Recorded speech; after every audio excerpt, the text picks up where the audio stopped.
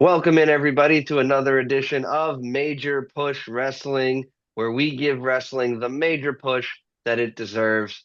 I'm your host, Gino, and I'm joined again by C-Rod. C-Rod, how you doing today? Doing well, brother. Doing well. Some crazy episodes of Raw, and I'm excited for King of the Ring. Hopefully, this Night of Champions happens and it goes through. But there's been some good storylines moving through. Absolutely, absolutely. So today, I decided to follow up on the previous episode about the men's Mount Rushmore. So today I wanted to talk about the women's Mount Rushmore. We're on the precipice of Evolution 2, and it Yep. feels like this is a good topic for conversation. So we're going to just get right into it.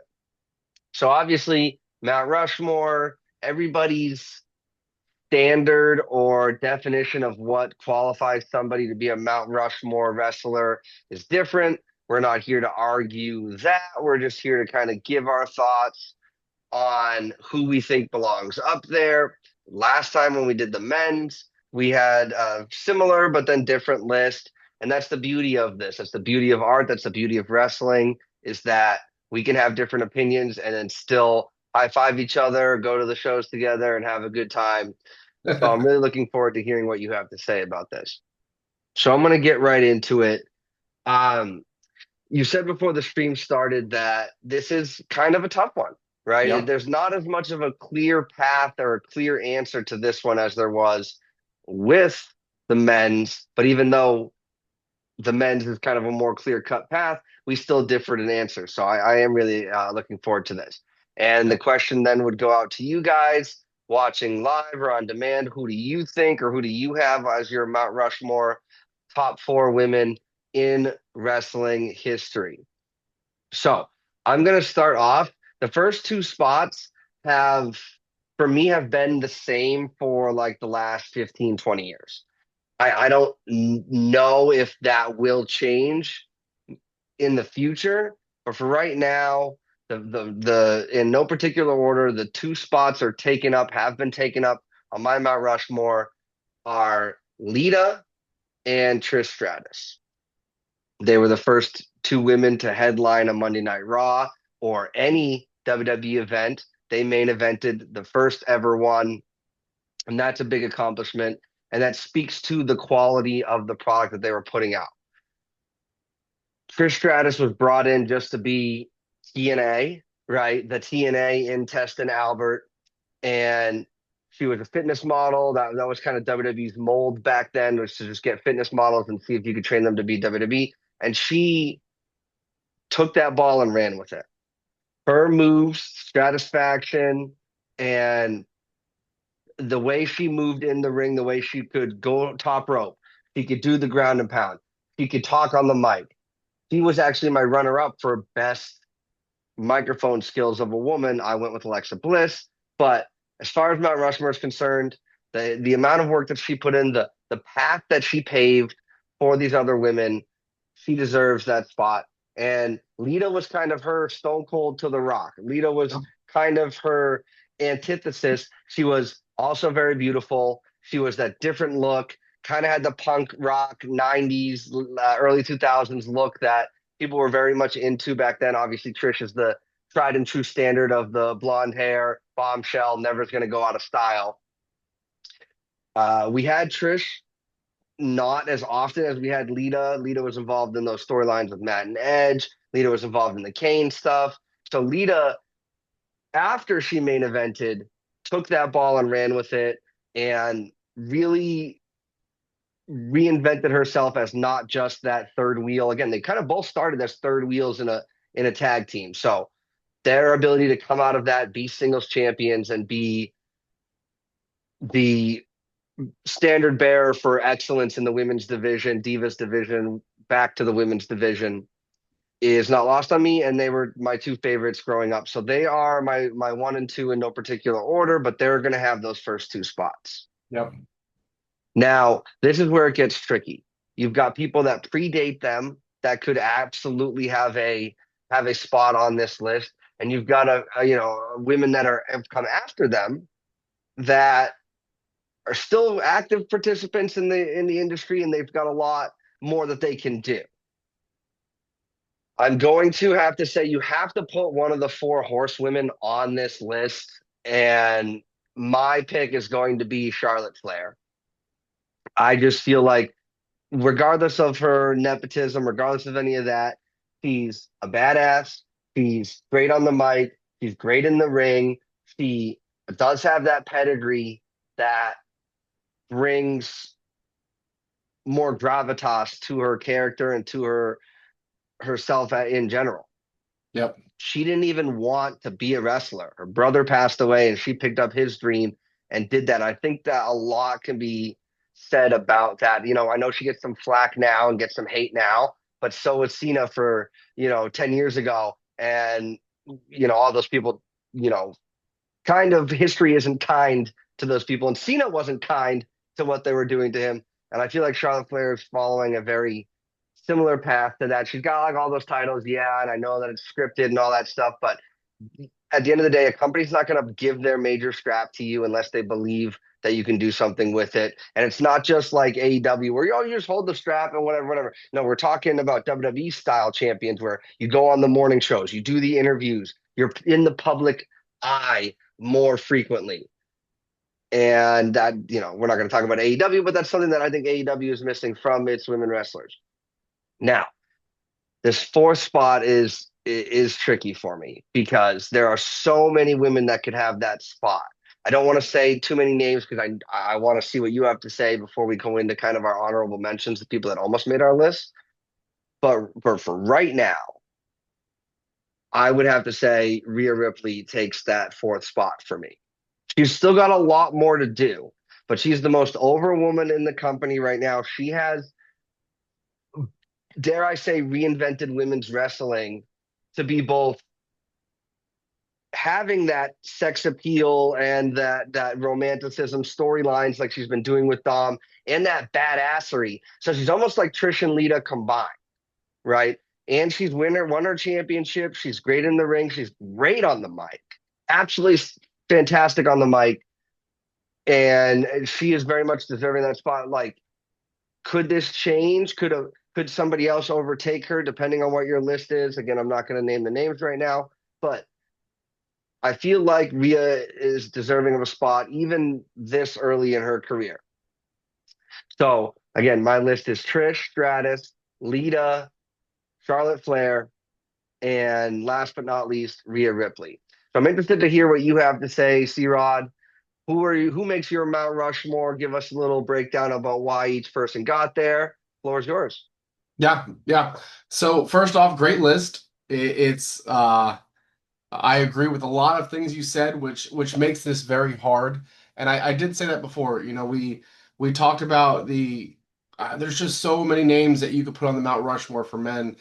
And granted, the women's division has been less of a function, like you mentioned. Very early on, it was more about bra and panty matches and having these girls dance around in their nightgowns than it was having them be actual wrestlers and actually having great matches, top tier matches.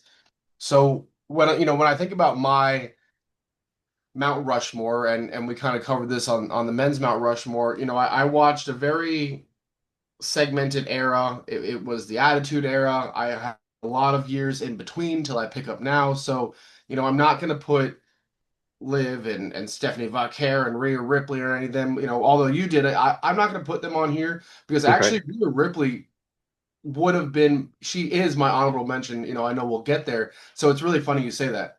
But the one name that you haven't brought up and you may have for me, which is going to go against grain, is going to be China.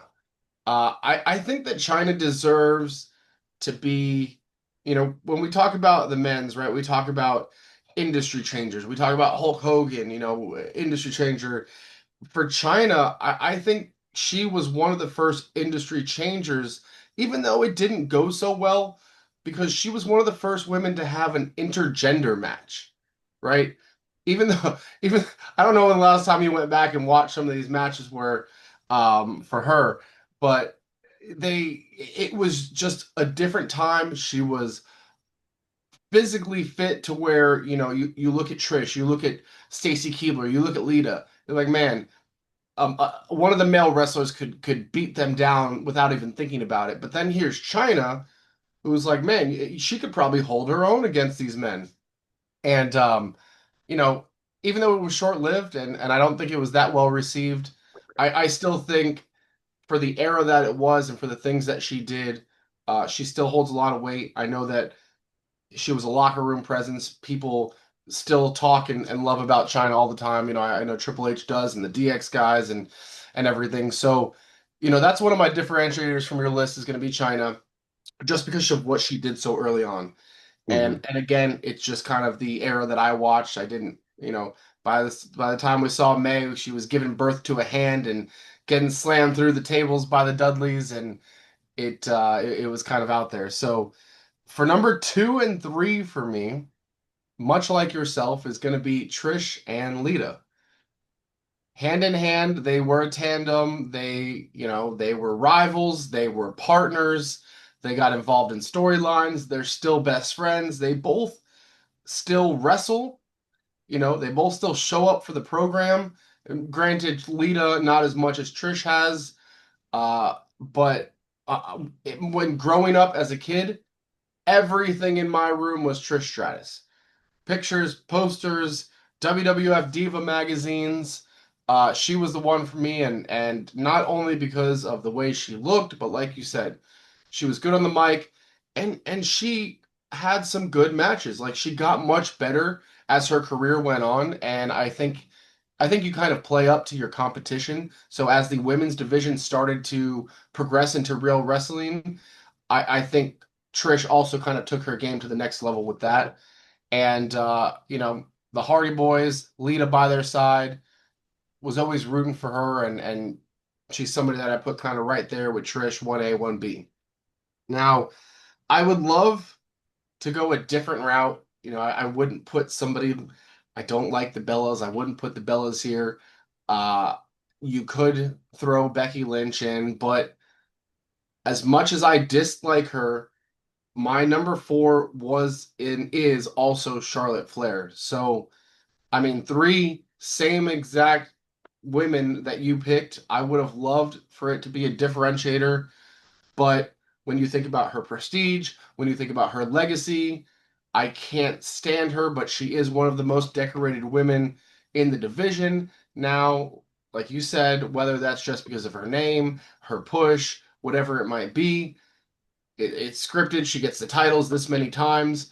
I still think, she is the queen, and I don't think she's as over in today's wrestling as she was a few years ago over the last decade. People have really seemed to sour on her, and maybe that's just a part of her character now, or maybe it's just because of all of the things outside of the ring, or maybe it's just because people have judged her appearance because it's changed so much over the years. Whatever it might be, they have found a way to dislike her. But you don't have to love everybody that's on Mount Rushmore, and I think she is there for number four for me. So China, Trish, Lita, jump to Charlotte Flair. I would have loved to put somebody like Rhea there, but like you mentioned, she's too new. One day, I really hope that Roxanne Perez is in this conversation, the Stephanie Valquers, and that's kind of my take on the women's. Again, it was very hard. There's just not a lot of options. Absolutely. And I think that, like you said, it is funny that we did have three of the four crossover there. Some of the honorable mentions, like my favorites, um, my favorite is Alexa Bliss. If she didn't take so much time off, right for her family and stuff, which, I'm not gonna blame her for that, but she missed out on the opportunity to be involved in a lot of that stuff. When she came up from NXT and was winning championship, I'm like, she's too small, it doesn't make any sense, but she would just put on banger after banger after banger match, and then she would have her moment of bliss segment. She's obviously gorgeous. She changed her appearance, but in a way that made her look better. Sometimes these women will change their appearances and people don't like the way they look, so they'll get mad at them for that or whatever. Sometimes they just age and people think they got surgery, whatever, whatever. It is difficult. Um, we can't really have this talk without at least honorable mentioning Natalia. I don't like her, but she's been a staple of the women's division for years. Last woman to graduate the Heart Dungeon, whatever, whatever. I never really thought that that was like a big deal because like she was family. So I don't believe she was held to the same standard. She does a lot of botching in the ring, but for people in the industry, they think very highly of her, and I think that that needs to be mentioned. You mentioned Mae Young. Anybody that old that is willing to be put through a table had deserved a spot on this list, but she's too tied to Fabulous Moolah and all the stuff that's come out about her. I Yeah, don't know if I can believe that Mae Young wasn't also part of that holding women down thing. Personally, yes, like Vince had her give birth to a hand with Mark Henry, things like that. You mentioned China. You mentioned the Bella twins. You know, they've never been my favorites, but Nikki Bella is a superstar. She is a diva in every sense of the word. Um, if this person had stayed and been there since we last saw her, it would be a no-brainer. And this person is AJ Lee. If she had been around, she was before her time, and she was just great at everything that she did. She did it her way. It wasn't following the archetype. It was kind of like Paige in a way where she helped get rid of the divas and bring back women. yeah. I mean, it's you know they're the same people in many regards, but I would be remiss if I didn't at least mention Nikki Bella. And honestly, you know, the four horsemen as a whole, you're the four horsewoman. You said Becky Lynch, Bailey needs to be mentioned. Mercedes Moné is crushing it right now, whether she has creative control or not. I mean, like she's not influencing me to watch AEW. That's okay. You mentioned Stephanie Vaquer. I think if we have this discussion 10 years from now, Stephanie Vaquer is a very strong case for being on this list. She is very over. She might be the most over woman in professional wrestling, and Yeah, she just got to WWE. yeah. Obviously, her looks help with that, but her in ring ability and her ability to play to the crowd is super important. It's very important. And I don't even think I mean you say, you know, her looks, but I mean look at this roster up and down. Every most of these women have a look to them. And I think we're outside of that segment to where, oh, it's just looks, right? Like we talked about back then, it was just looks. Now, I mean, they're all good lookers. They're all, you know, in shape, physically fit. Granted, some of them wear tighter shorts than others, but I mean, you know, you look at Ivy Nile, you know, she's fit too, and you don't make these lists anymore just by your looks like you did back in the day, and it's being physically dominant like Rhea, you know, an absolute ring general in Stephanie Vaquer. You know, I hate to say ring general, she's not Gunther, but you know what I'm saying. She's a very Yeah, technical wrestler, and you know, you look at Roxanne Perez coming up, another great, you know, the prodigy. Her looks are there, but her wrestling skills are there, and I think that's what we compare them to. And that's where, like you said, if we talk about this list 10, 15, 20 years from now, it's going to be a lot different because right now tenure kind of gets you on the list. And that's what you said about Natalia. She's been around from the beginning. If AJ Lee had stayed around, it comes down to tenure because the history just isn't there.